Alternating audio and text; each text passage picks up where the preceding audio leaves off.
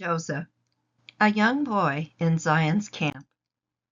In 1834, Joseph Smith led a group of men, women, and children on a march from Kirtland, Ohio to Jackson County, Missouri, to help the saints who were being persecuted there.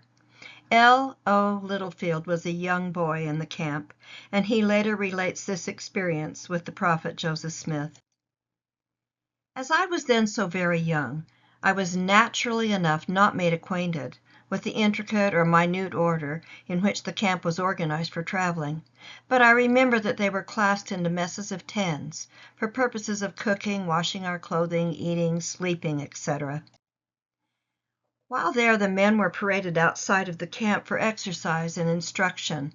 This was an unpleasant feature for me, as I was too young and too small of stature to act with the men. This created within me, as I remember, some lonesome reflections. I sat down upon a rock where the men were passing, the better to observe their movements. While thus seated, the prophet Joseph Smith, who happened to be passing by in quite a hurry, noticed me. He stepped to where I sat alone. But that man, who to me appeared so good and so godlike, really halted in his hurry to notice me. Only a little boy. Placing one of his hands upon my head, he said, "Well, bub, is there no place for you?"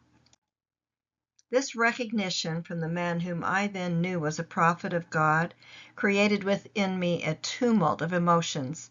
I could make him no reply. My young heart was filled with joy to me unspeakable.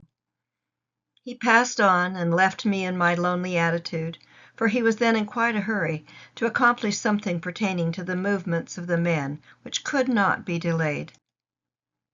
He was naturally fond of the young, especially little children. He did not like to pass a child, however small, without speaking to it. He has been known to actually cross a street if he saw a child alone on the opposite side, to speak to it or to inquire if it had lost its way.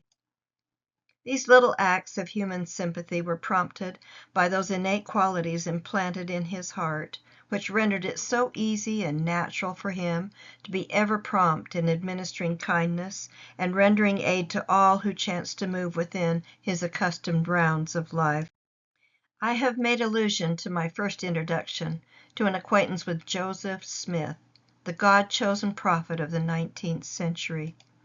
In my estimation, he was good and great, and even one of God's noblemen.